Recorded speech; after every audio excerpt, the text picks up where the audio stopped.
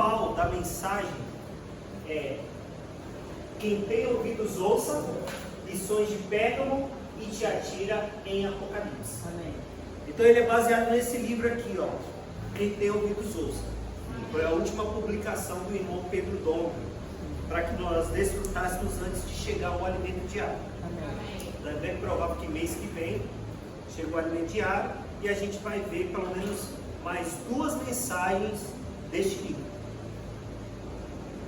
Mas o que os irmãos acham? Amém? Amém. A palavra está rica? Amém. Não sei se os irmãos acompanharam aí o grupo, né? Tem falado muito dessa palavra. Sim.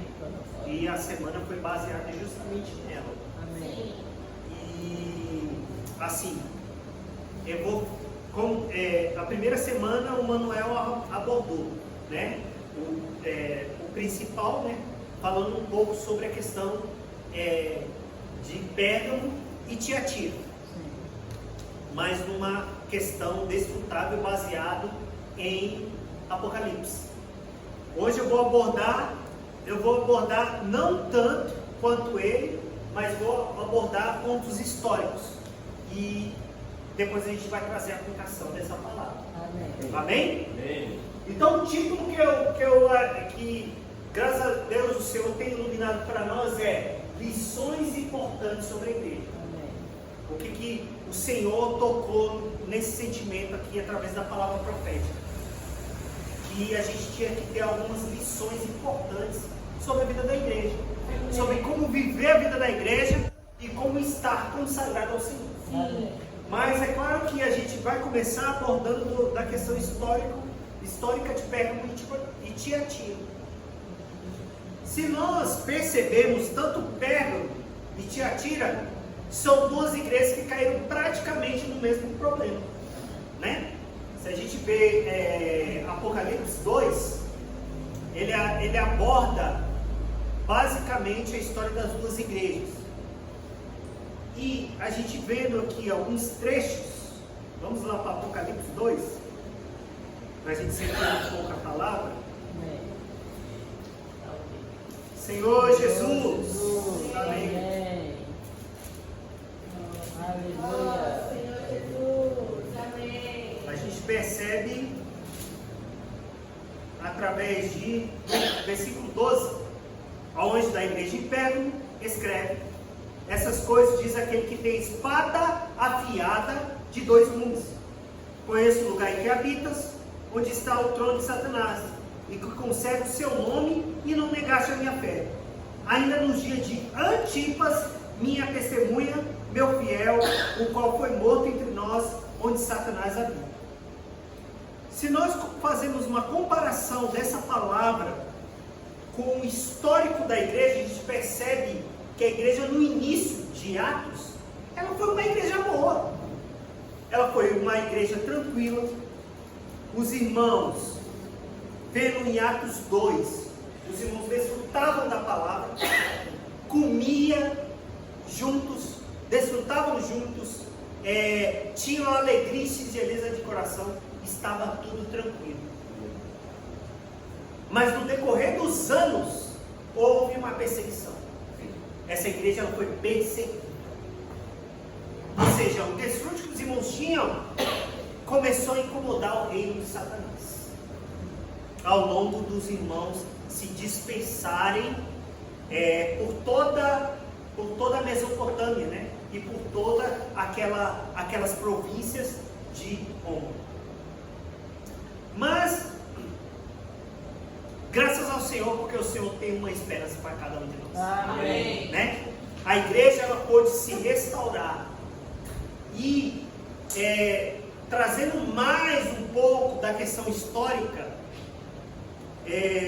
a partir do momento que Constantino ele se tornou imperador de Roma, ele teve uma visão, e essa visão foi espiritual, ao ponto dele ver o reino de Deus e a cruz de Cristo. Quando ele estava saindo numa guerra, o Senhor deu esse sentimento para ele. Quando a gente percebe no decorrer da história, a gente viu que antes antes desse acontecimento, ele tinha uma guerra travada. E nessa guerra, ele quis que todos os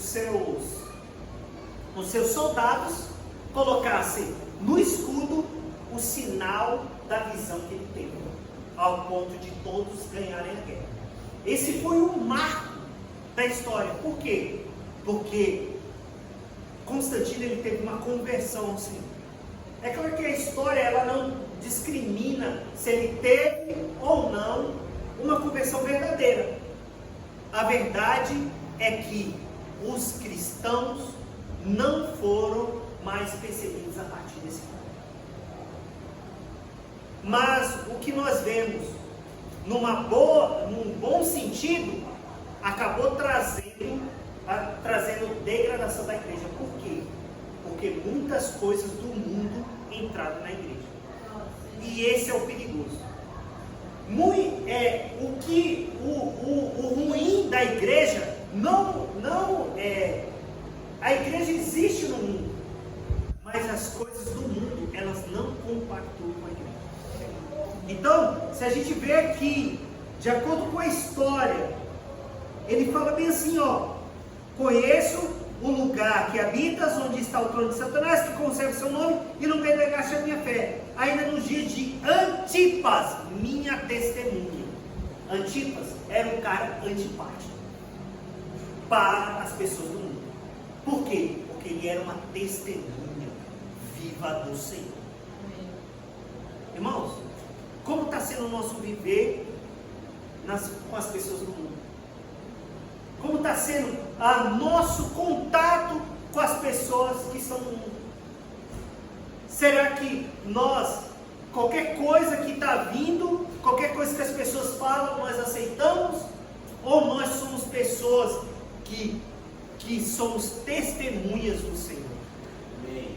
Você tem um viver de testemunha? Ou você tem um viver de enredado, junto com as pessoas? Então é essa percepção que nós devemos ter. E a percepção que os irmãos em Pérgamo tinham.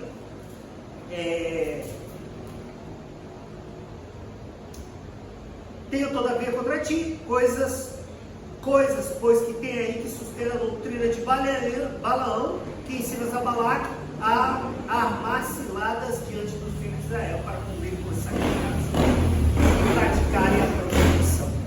Quando fala prostituição na Bíblia, é de você buscar outra pessoa que não seja o Senhor, e você querer unir. Irmãos, não há união entre as trevas e a luz. Não há união entre o reino de Deus e o reino de Satanás. São duas coisas separadas. Esse é o risco de quando nós nos colocamos e colocamos coisas do mundo junto com a igreja. Não há como mesclar. Ou você é do mundo, ou você é de Deus. Irmãos, hoje, na vida da igreja, estamos diante de uma escolha. Diante da sua vida espiritual, você está diante de uma escolha. Ou você escolhe Deus, ou você escolhe outro reino. Não há como você unir as duas coisas. Aí, ele continua aqui, ó. Outro sim, sabes tu que Deus da mesma forma sustenta a doutrina dos nicolaítas. A gente estava até comentando aqui, Emanuel, a gente estava tendo comunhão, que quando você está em Balaão, você está em trevas. Há como dosar esse tipo de coisa? Não, essas coisas aí são de trevas, eu não compacto. Só que quando você se junta com os nicolaítas, aí há um problema, porque são coisas ocultas e às vezes até coisas boas. Quando eu vi um texto que fala que é muito interessante. Ele fala que Nicolaitas, ele é a junção de duas palavras. Deixa eu até procurar aqui, que eu achei muito interessante isso aqui. Senhor Jesus. Amém. Oh, Senhor Jesus. Amém. Senhor Jesus.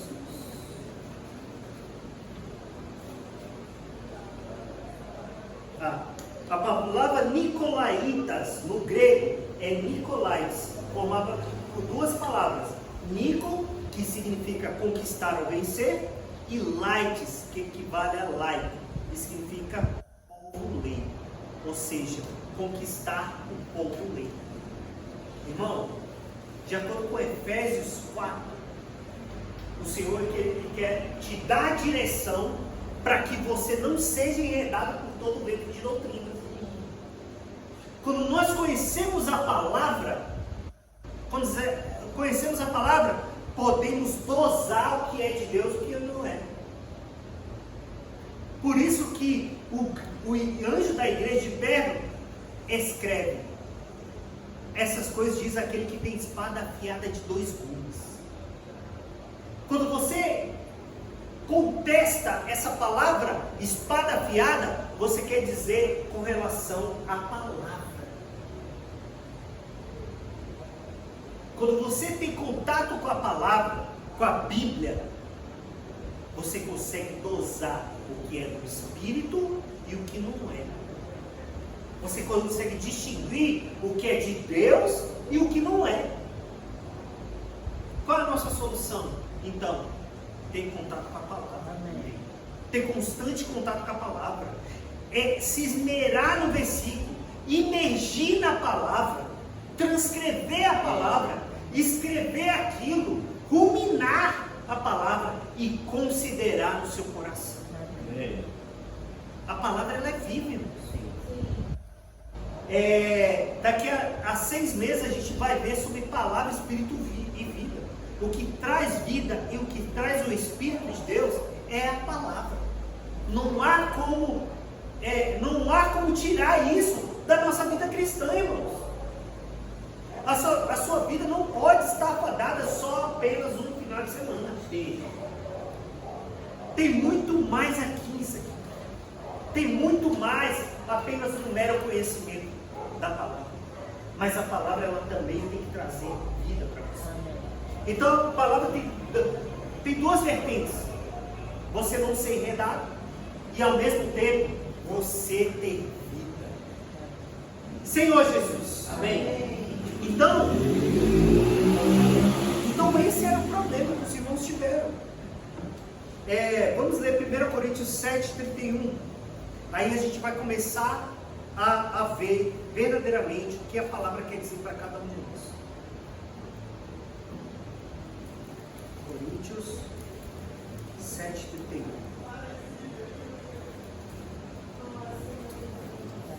Amém. Vê o contexto aqui, ó. Do capítulo 25 ao do versículo 25 ao versículo 32, ele quer nos trazer, Paulo quer nos trazer um padrão em que os irmãos queria que os irmãos vivessem hoje.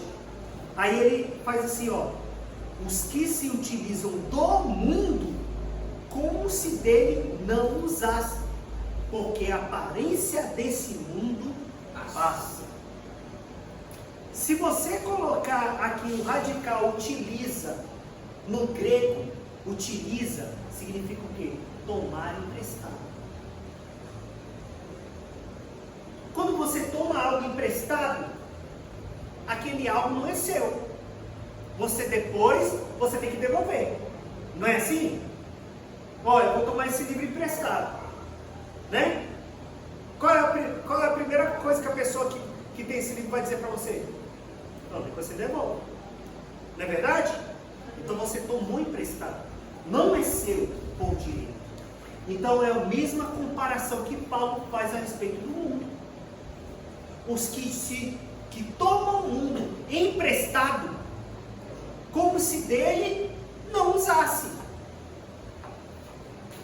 Irmãos, nós vivemos no mundo, temos o nosso trabalho, temos as nossas responsabilidades, temos a nossa vida, temos as nossas coisas. Amém.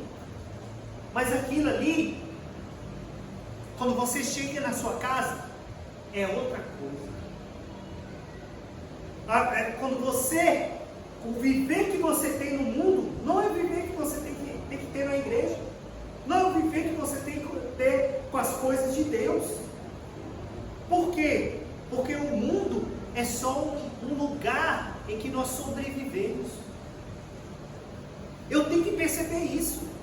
Porque a aparência desse mundo passa. Por mais que a gente pense que é algo permanente, ele passa. Vai passando-se o tempo.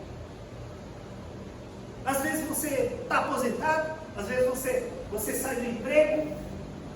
Isso aí passa. E esse é o nosso risco. Às vezes nós comparamos nossa vida com a vida do mundo, que é diferente. E não que nós vivamos no mundo também e a gente ser pessoas radicais. Nós devemos ter uma vida de equilíbrio. Vivemos no mundo. Qual a comparação que você tem?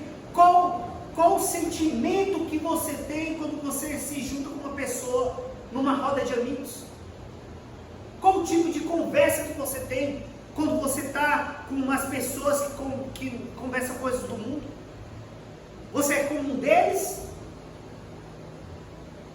Qual a comparação que você tem quando você está em qualquer lugar que esteja no mundo? Qual o viver que você tem? Você dá testemunho? As pessoas olham você como uma pessoa diferente? Essa é a comparação que você tem que ter. Essa é a percepção que você tem que ter. Aí, qual é a solução que faz com que nós tenhamos esse tipo de percepção, que nós não somos no mundo? O contato com a palavra. Porque quando você tem contato com a palavra, você não é irritado. Você é um influenciador ou você é influenciado? Quando você não tem nada para falar, você é influenciado. Agora, quando você tem algo para falar, você é um influenciador. Você é aquele que é diferente. Percebe isso? Você percebe o que é de Deus e o que não é de Deus.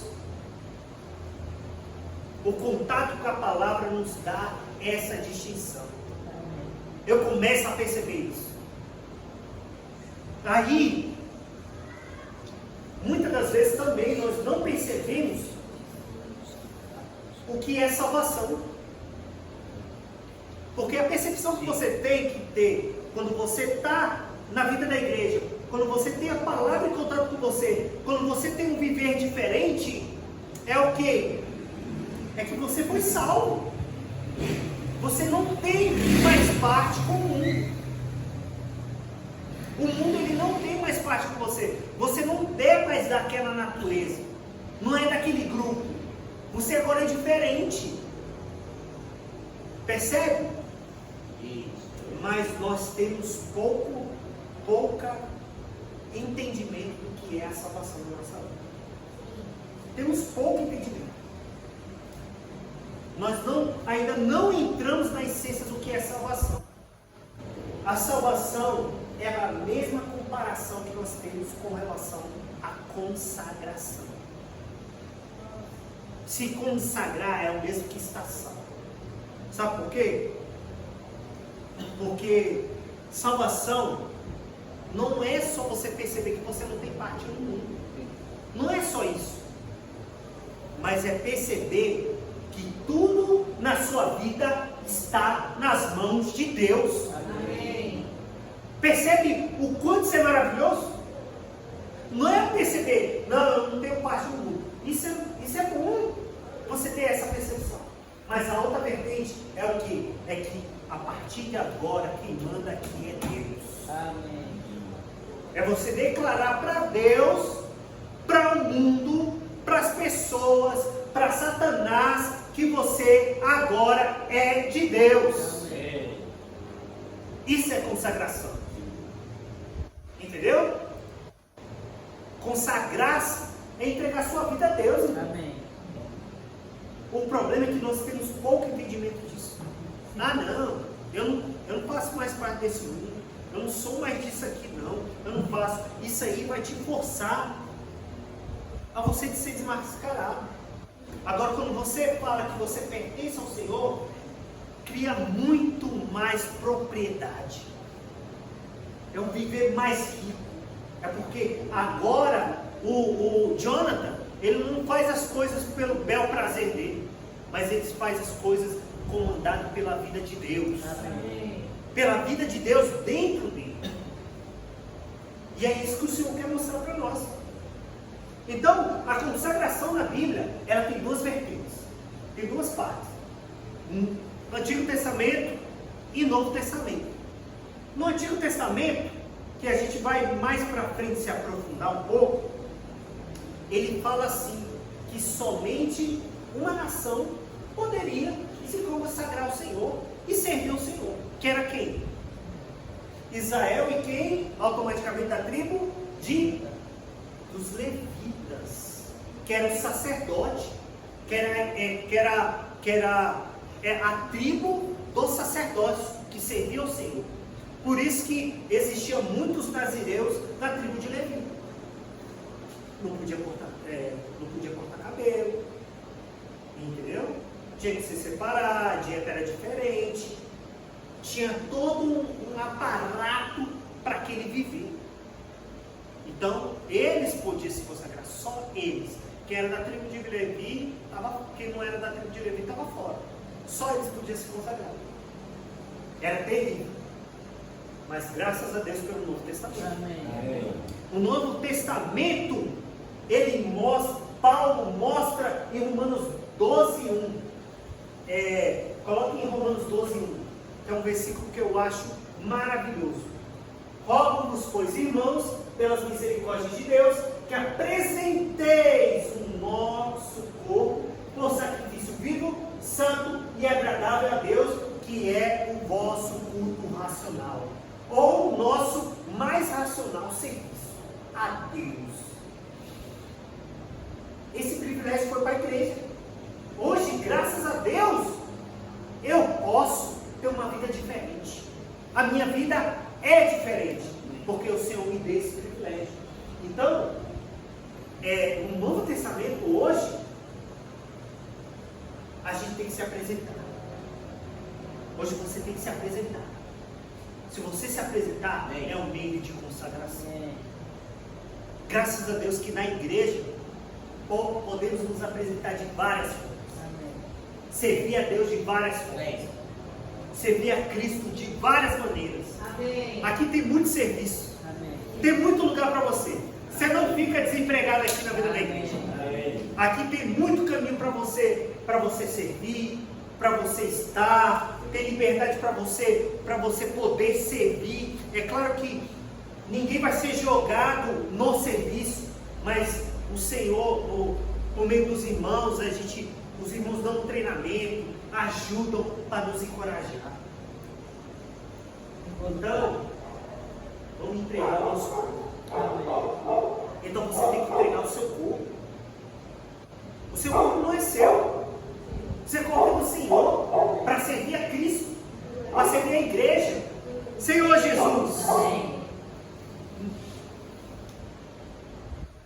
Vamos ler 2 Coríntios 5,14. Pode ler todos, irmãos. Vamos ler todos juntos.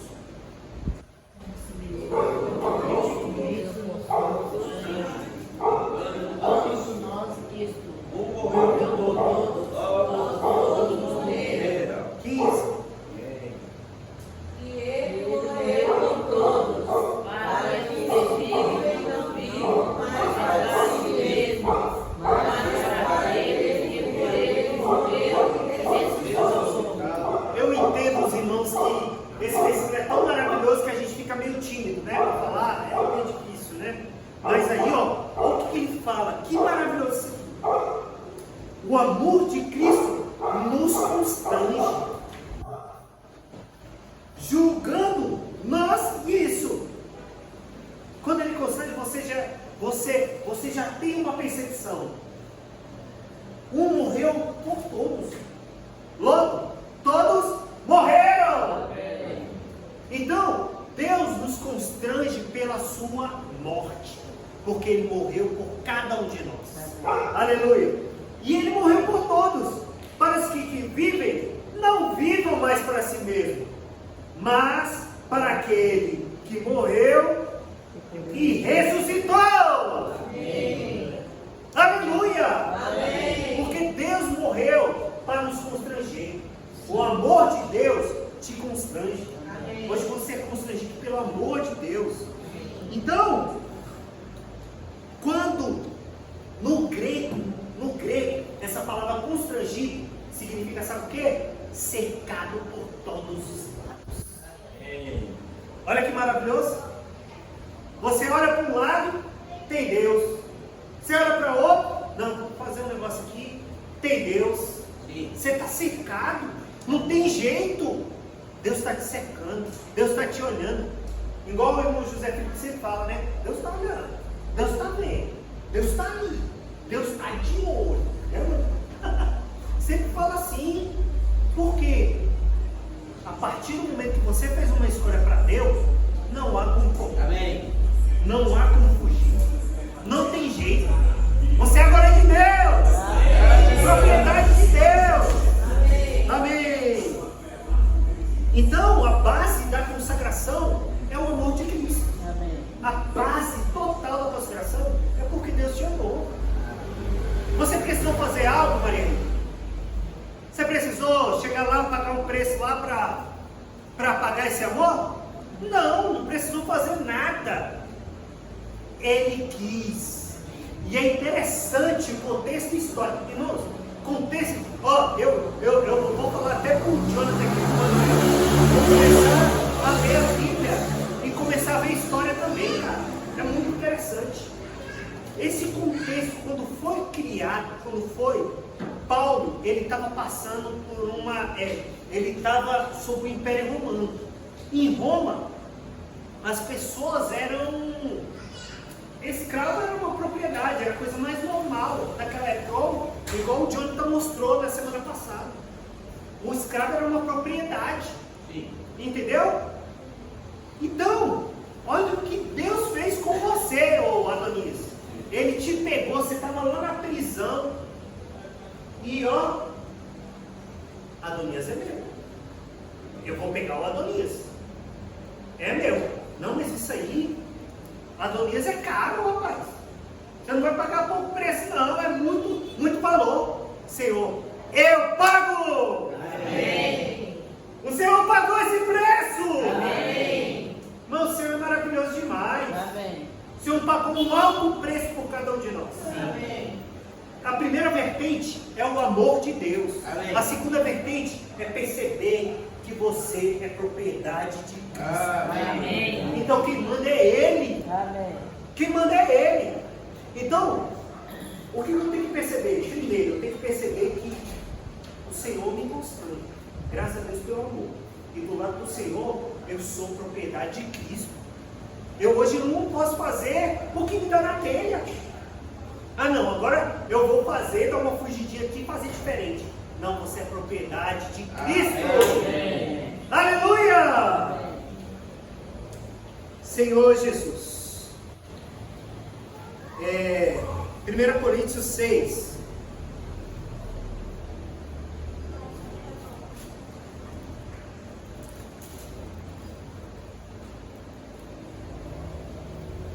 Senhor Jesus, amém.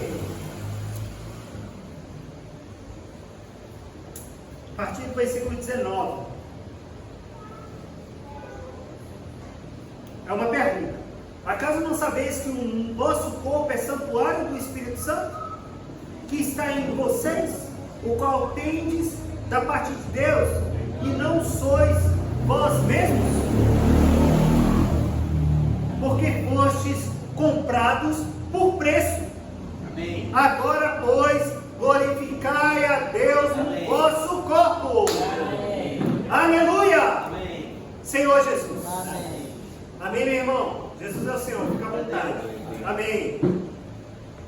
Então vou repetir aqui, ó. Acaso não sabeis que o vosso corpo é santuário do Espírito Santo? Sim. Que está em vocês? O qual tendes da parte de Deus? E que não sois vocês mesmos? Pois de vós mesmos, né? Vocês não são de vocês mesmos, porque vocês foram comprados por preço.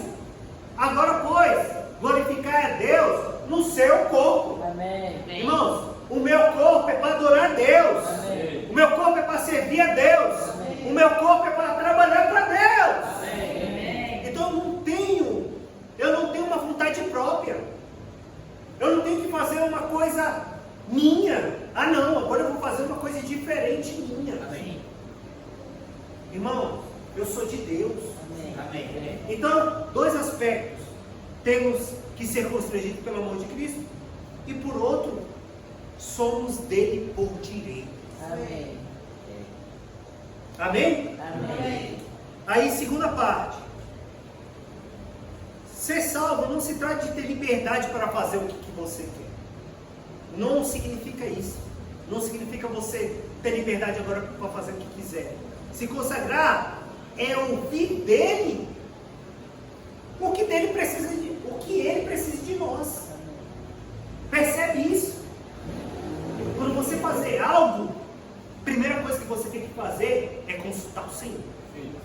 Senhor, eu estou diante dessa situação. Senhor, o que o Senhor quer? Qual é a tua vontade?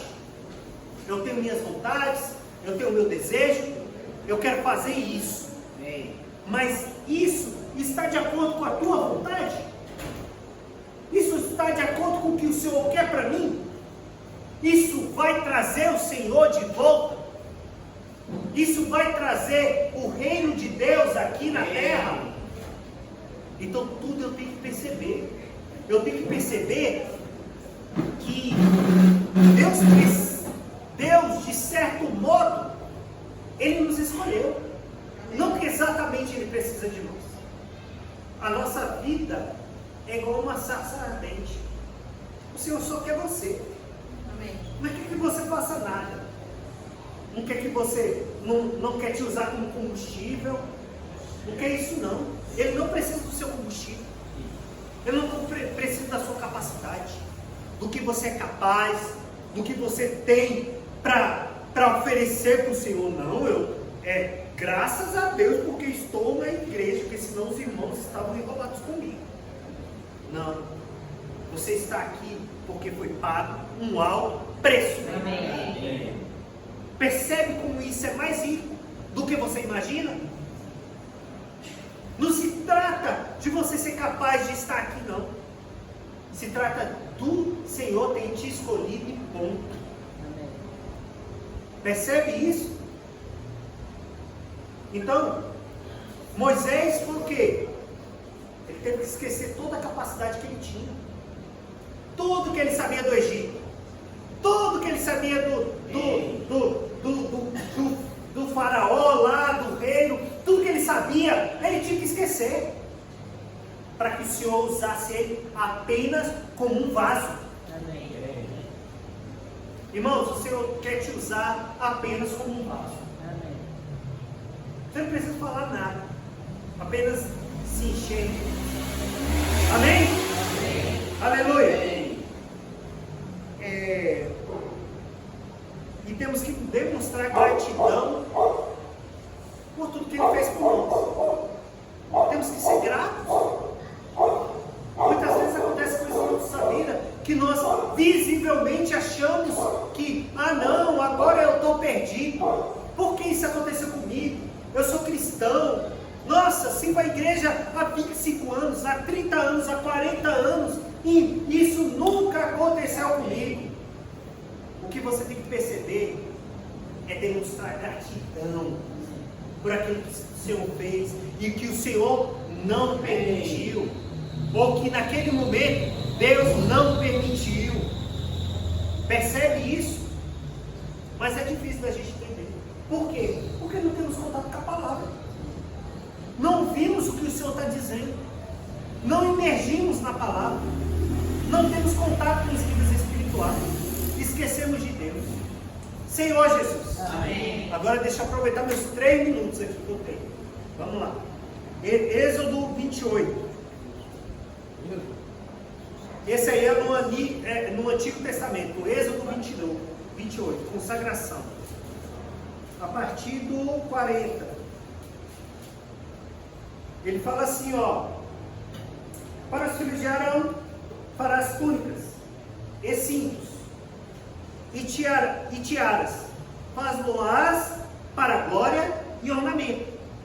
E com isso vestirás Arão teu irmão, bem como teus filhos, e os ungirás, e consagrarás, e santificarás, para que me oficie como sacerdote.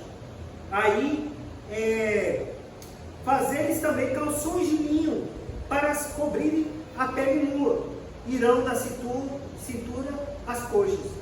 Estarão sobre Arão e sobre seus filhos, quando entrarem na tenda da congregação, ou quando se chegarem ao altar para ministrar no santuário, para que não leve iniquidade e morra. E será estatuto perpétuo para ele e para a sua posteridade depois deles. Ele fala aqui, ó. O mais interessante que eu acho, que eu percebi foi isso aqui, ó. O consagrado, ele era conhecido pelas vestes. Quando a pessoa era consagrada, era o sacerdote, o que marcava ele eram as vestes. Percebe isso? Não estou querendo dizer para os irmãos hoje usarem ornamentos. O que eu estou querendo dizer é que hoje as nossas vestes, na Bíblia, diz respeito à justiça de Deus. Para nós estarmos justos diante de Deus, as nossas vestes têm que estar brancas e limpas. Você vai se apresentar diante de Deus com vestes sujas? Como assim? Deus vai olhar assim, igual aquele versículo lá de Mateus, né, Manuel? Que ele fala amigo, né? Amigo? O que você está fazendo aqui? A partir do 22. O que você está fazendo aqui, amigo? Suas vestes. Como você entrou aqui? Ou seja, você quer ser conhecido pelas vestes como uma pessoa de Deus ou como um invasor? Então a veste diz muito a respeito de Deus. Senhor Jesus. Amém. O ornamento, quando ele fala ornamento, é a mesma coisa que beleza. Quando ele diz na Bíblia, ornamento aqui, ó, para a glória e ornamento. Eles eram bonitos, eles não eram feios. O sacerdote não era pessoa feia. Pelo menos ele de aparência ele pode ser feio, mas de veste eles eram muito bonitos. O que quer dizer isso? É que quem serve é bonito. Amém. Olha que linda aí, ó, trabalhando aí. Amém. Senhor. Olha que bonita aí, ó. Bonito aqui, ó, servindo na mídia. Servindo ao Senhor, os irmãos. Entendeu? Então, isso é ornamento para nós. Servir tem que ser bonito, tem que ser lindo, tem que ser maravilhoso. E a beleza está na consagração. Quando você se consagra, o Senhor, Ele quer te dar glória e ornamento. Amém? Amém. Tá, Levítico 8:15. Estou terminando, irmãos. Estou terminando. Chega não, né? Oh, Senhor Jesus. 8:15. Moisés enrolou. Amém. Moisés enrolou. Sim. O sangue. E deixou-os com ele sobre os chifres do altar em redor. E purificou o altar. Eita. Depois derramou o resto do sangue à base do Purificou o altar, depois derramou o resto para fazer do expiação sangue dele. à base do Olha altar. só. E consagrou para fazer expiação. Irmãos, quando você se consagra, quando a gente está principalmente falando da reunião de partir do pão, a nossa consagração, graças a Deus pelo sangue. Amém. Você percebe que o sangue te purifica. O Senhor pagou um alto preço por nós. E foi preço de sangue. Então quando você olha para a mesa do Senhor, você tem que perceber que ali houve um grande sacrifício. Você não pode tomar de qualquer maneira.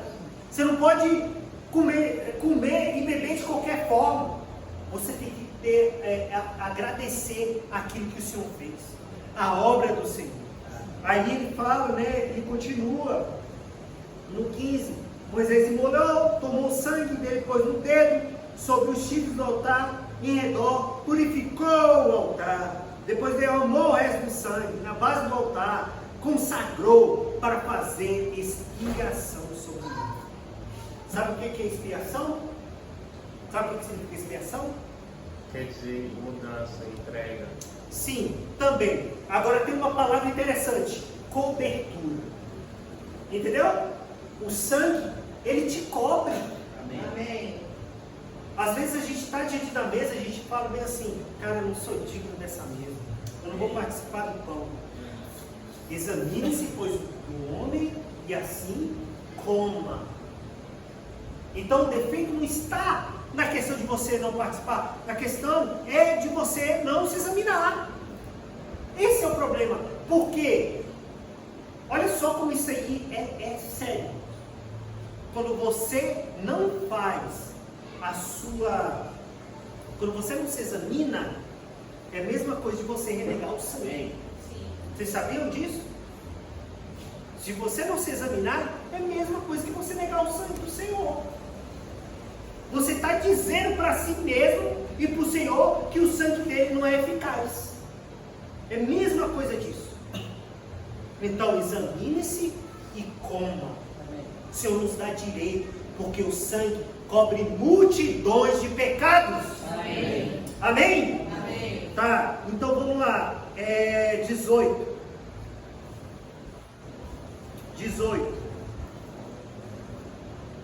É o 8, 18.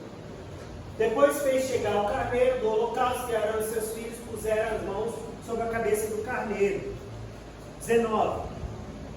E Moisés imolou e aspergiu o sangue sobre o altar em redor. 20. Partiu também o carneiro em seus pedaços. Moisés queimou a cabeça, os pedaços e a gordura. O que quer dizer isso? É que quando a gordura era queimada, Deus sentia aquele aroma, e o aroma era suave. Entendeu? O que quer dizer hoje? Que quando você serve, muitas das vezes quando nós servimos, nós passamos por tribulação. Não é fácil estar aqui, não é fácil servir. Entendeu? O irmão passa por muitas situações. Quem está na palavra, que serve ao Senhor, tem as dificuldades durante a semana. Os irmãos da mídia têm dificuldades. Os irmãos da recepção têm dificuldades. Entendeu? Todos nós, recepção, enfim, cozinha. Os irmãos ficam suando lá. Mas esse aroma, para Deus, é como um bom aroma. Amém. Você está sofrendo pelas coisas do Senhor. Não é por você mesmo, mas você está sofrendo pelas coisas do Senhor. Amém. Então isso é um aroma suave. Amém? Amém. Agora 22, 23. Então fez chegar o outro carneiro, o carneiro da consagração. E Arão e seus filhos puseram as mãos sobre a cabeça do carneiro. Olha só, e Moisés imolou, tomou o seu sangue e o pôs sobre a ponta da orelha direita de Arão, e sobre o polegar da tua mão direita, e sobre o polegar do seu pé direito. Ser consagrado, irmãos, é ter todo o nosso corpo para Deus. Amém. Quando você coloca nas orelhas, você só ouve a voz de Deus, você só serve a Deus. Quando você coloca nas mãos, né? Que a partir do 26, 27 ele vai falar bem assim, que as mãos são cheias. Que quer dizer o quê? Que você não é um desocupado. Você traz algo, as suas mãos estão cheias, não estão vazias. E ocupadas com as coisas do Senhor. Amém. Aleluia? Amém. Então esse é o serviço a Deus, irmãos. Desculpa ter me estendido, mas os irmãos vão continuar a mensagem aqui e desfrutar do Senhor. Amém. Amém? Aleluia.